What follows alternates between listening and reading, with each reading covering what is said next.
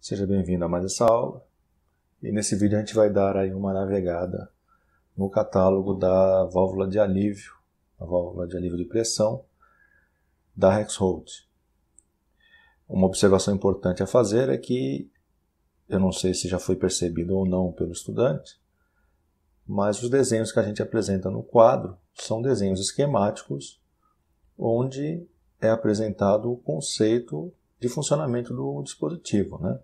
Eventualmente, o que a gente vê no catálogo é um pouco diferente, embora o fundamento seja o mesmo, porque cada fabricante tem a sua tecnologia. Então, justamente por isso, mais uma vez, eu recomendo que sempre se olhe o catálogo dos fabricantes, não só a Rexroth, eu prefiro a Rexroth, né? Então eu apresento aqui os catálogos da Rexroth, que eu sou mais familiar com o material da Rexroth, que é o que eu uso profissionalmente. Mas nós temos outros fabricantes, a Parker ou mesmo a Vickers, então é sempre recomendável que se dê uma olhada no catálogo de todos os fabricantes para poder averiguar aí a diferença de tecnologia entre um e outro, embora o fundamento seja o mesmo.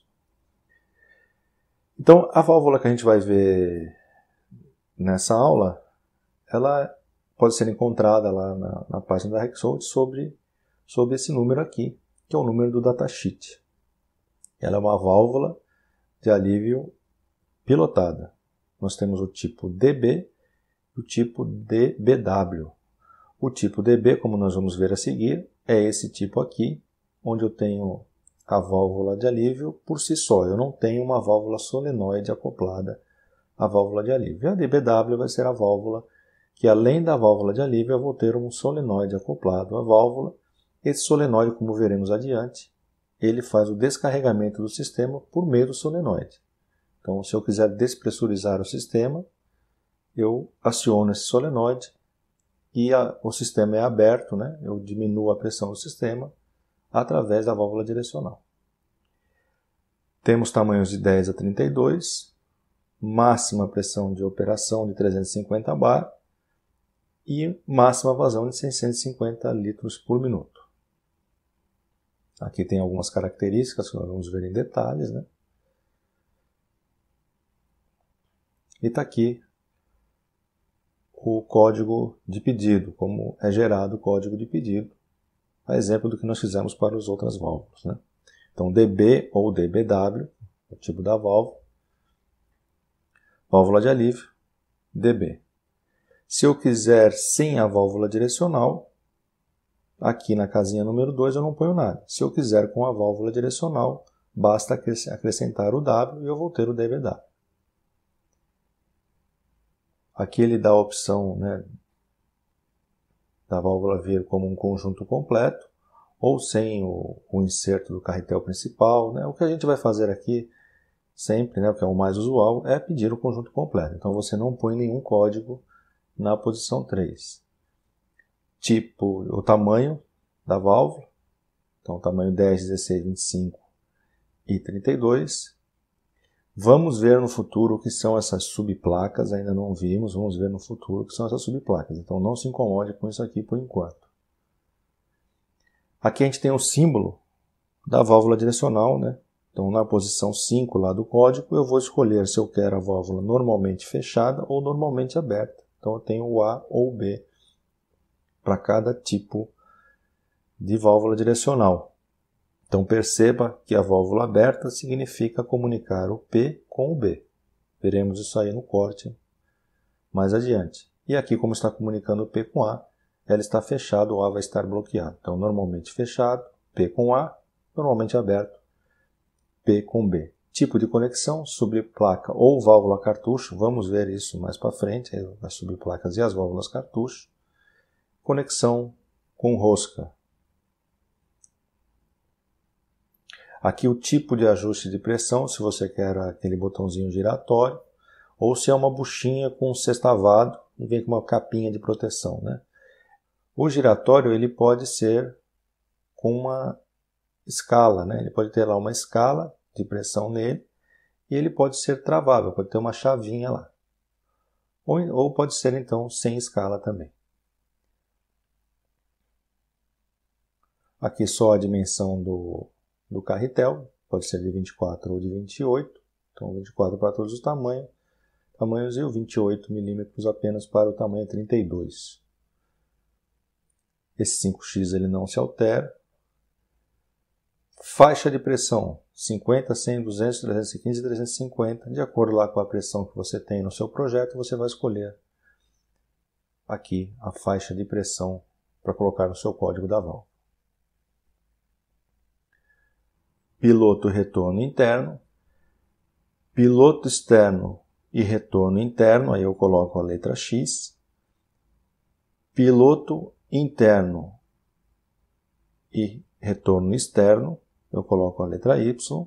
E piloto externo com retorno externo também, nós vamos colocar o XY. Vamos ver isso aí daqui a pouco no símbolo, lá vai ficar bem claro o que é uma coisa e o que é outra, e também no corte da válvula, quando analisaremos o corte da válvula. Então aqui tem a versão Standard ou a versão U, que ela tem um valor mínimo lá de ajuste da pressão. Nós vamos pegar sempre aqui o Standard. Pode ter amortecimento de choque na comutação da válvula ou sem amortecimento. Quando você tiver a válvula direcional, você pode ter a válvula 6E ou a válvula 6SM. Então aqui tem os datasheets de cada uma delas, né?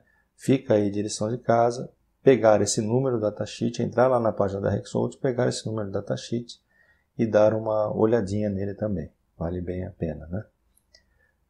Tensão da válvula, tensão direta, tensão contínua, né? 24 volts, ou a tensão alternada, 230 volts com 50 ou 60 Hz, aí depende da localização do seu projeto. Aqui tem o acionamento manual, ele pode ser escondido, que é esse aqui, né? Que é essa primeira opção, então ele tá escondido, aquele acionamento manual está presente, porém está escondido. Esse é o standard, né? Aqui o acionamento manual ele é aparente, ou sem acionamento manual você não põe nenhum código. Isso aqui nós vamos ver aí entrando no catálogo da válvula, né? Você vai ver aqui o bico de 1.2 mm do canal B, que nós vamos ver na simbologia e que eu já mencionei anteriormente aí, e o bico de 1.2 mm no canal P, certo? Resistência à corrosão, se você estiver num ambiente corrosivo, se a válvula estiver operando num ambiente corrosivo, você vai colocar o J3. Tipo de vedação, o standard é o NBR, não tem código. O FKM, se você estiver usando a vedação FKM, você põe o V. E aqui, se a válvula passou por algum tipo de teste, você põe aqui, seguindo a diretiva aqui, você põe a letra E. Certo? Aqui a gente tem a simbologia, então, das válvulas, né? Nós temos aqui o tipo DB, é o primeiro que a gente está vendo aqui, portanto ele não tem a válvula direcional. O tipo DBX, DBY e DBXY. DB sem X e sem Y, ele tem tanto o piloto quanto o retorno do óleo feito internamente. Então tem aqui o piloto feito internamente e o retorno do óleo, o piloto ele sai por aqui, ele também é feito internamente na válvula, né? Não há conexão Y aqui. O tipo DBX ele tem o piloto externo e o retorno interno. Então está aqui a conexão X, perceba que o piloto ele está entrando aqui externamente, né? E nós temos a conexão interna para o retorno do óleo do piloto. O óleo vai entrar aqui e vai sair pela outra conexão. O Y ele tem o piloto interno com o retorno externo. O tipo DBXY ele vai ter tanto o piloto quanto o retorno externo. Então o piloto vai entrar por aqui e o retorno sai pelo Y. Nós temos a nossa mola de ajuste aqui, onde nós vamos ajustar a pressão do sistema, né? E aqui nós temos o DBW com a válvula 6E, né? Com a válvula direcional 6E, que vai fazer aí o descarregamento do sistema por meio da válvula solenoide, se assim desejar o operador, né? Então a gente tem aqui a válvula normalmente fechada. Como nós vimos aí, a válvula se abre quando o P é comunicado com o B. Tá certo? Então perceba que o óleo vai sair aqui pelo piloto, né? Ele vai encontrar então aqui essa conexão B bloqueada. Se eu acionar o solenoide, essa setinha aqui vai se mover do P para o B aqui. E eu vou fazer então a conexão do óleo. O óleo vai passar aqui para o tanque. Né? Então vai descarregar todo o óleo para o tanque. Essa é normalmente fechada. A normalmente aberta, o P já está ligado com o B. Se eu acionar o solenoide, eu bloqueio a válvula. Aqui é a DBW com X. Então a diferença é que eu tenho o piloto externo. Aqui o piloto era interno. E o retorno também era interno. O Y tem um retorno externo com o piloto interno. E o XY, tanto o piloto quanto o retorno são externos. Né? E a gente tem a configuração normalmente fechada e normalmente aberta para a válvula. Aqui segue uma explicação, né, do funcionamento da válvula. Eu vou explicar, obviamente, em português. Mais uma vez, eu quero ressaltar que eu não estou conseguindo encontrar os catálogos da Rexroth em português. Só estou encontrando em inglês. De qualquer forma, se você consultar lá na página da Rexroth, pelo número do datasheet, se eles tiverem disponibilizado uma versão em português, ela vai aparecer o número do datasheet, não muda, vai aparecer a opção lá nas línguas que estiverem disponíveis. Certo? Então tem aqui finalmente o corte da válvula, né? Essa é a DB, ela não tem a válvula solenoide. Então essa válvula funciona da seguinte maneira. A pressão do sistema ela é aplicada aqui. Nós temos aqui um carretel principal. Essa face está exposta à pressão do sistema.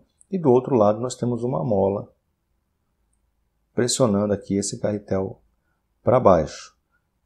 Ao aplicar a pressão do sistema aqui, o óleo vai passar por aqui, vai fazer esse caminho e vai alcançar essa esfera com a mola onde nós temos o parafuso de ajuste. Quando o óleo chega aqui, ele também passa aqui para baixo e ele vai fazer pressão nessa outra face do carretel. Então veja que nós temos, né, o equilíbrio de forças que nós temos aqui.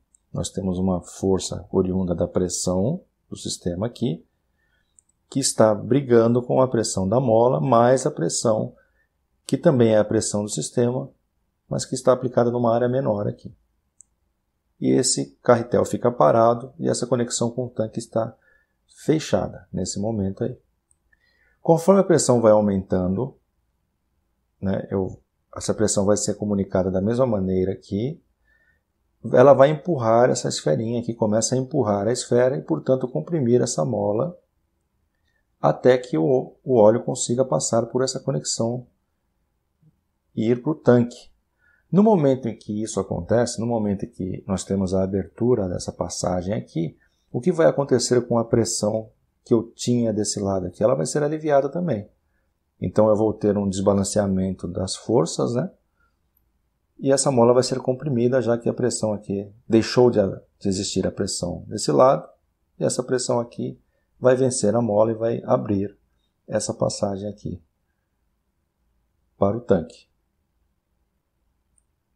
No momento em que nós temos um alívio da pressão, essa mola vai retornar, vai fechar, e nós vamos restabelecer a condição que nós tínhamos anteriormente. Tá certo? Então esse é o funcionamento da válvula. Perceba aí que existe a tecnologia do fabricante, né? Ela difere um pouco do que a gente viu, mas o princípio é o mesmo, né? O princípio de funcionamento é exatamente o mesmo. Nós temos aqui a conexão X, né? Que vai fazer quando eu quiser fazer o piloto externo, eu vou fazer uma conexão aqui. E a conexão Y, que é o retorno externo, ela está nessa posição 14 aqui. Como existe um corte da válvula, a gente não consegue ver, mas está do outro lado. Então, do outro lado, lá eu tenho um furo, que é a conexão Y, caso eu esteja fazendo o retorno do óleo externamente. Agora nós temos a válvula com a nossa válvula solenoide acoplada à válvula de alívio. Então perceba que agora, né, no caso anterior, o descarregamento da válvula era feito quando a pressão, unicamente, né, quando a pressão aqui na esfera conseguia comprimir a mola, abrir essa passagem e despressurizar esse lado aqui, abrindo o carretel e proporcionando toda a passagem livre aqui do óleo. Com a válvula direcional, nós temos uma segunda opção. A gente pode conectar essa passagem B com o tanque, através do acionamento aqui do solenoide. Então, vamos imaginar que a pressão do sistema está ok, eu não venci aqui a pressão da mola, não empurrei a esfera, mas eu decidi despressurizar o sistema, eu aciono o solenoide, eu vou comunicar isso aqui com o tanque, portanto eu vou aliviar a pressão desse lado aqui, através dessa conexão com o tanque que tem uma pressão baixa, né? E aí vou causar o mesmo desequilíbrio e vou deslocar o carretel da válvula. Então é possível fazer o descarregamento através da válvula solenoide. Aqui nós temos o amortecimento lá, né? Então esse é o amortecimento, se você quiser a válvula com amortecimento. Entre a válvula de alívio e o solenoide eu vou ter esse dispositivo que é a válvula que vai fazer o amortecimento do movimento aí do carretel da válvula.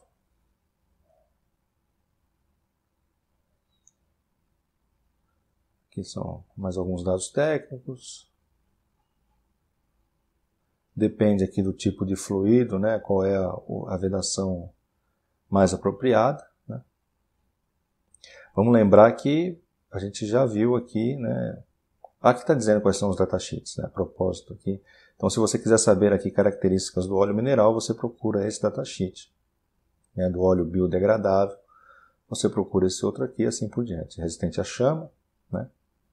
Então, tem aqui o datasheet para cada um deles, né? Nós já vimos isso daí, só apenas recapitulando. Aqui nós temos os gráficos, né? Então, tanto dessa válvula aqui como das outras válvulas, né? É importante mencionar que essas curvas foram levantadas em determinadas condições.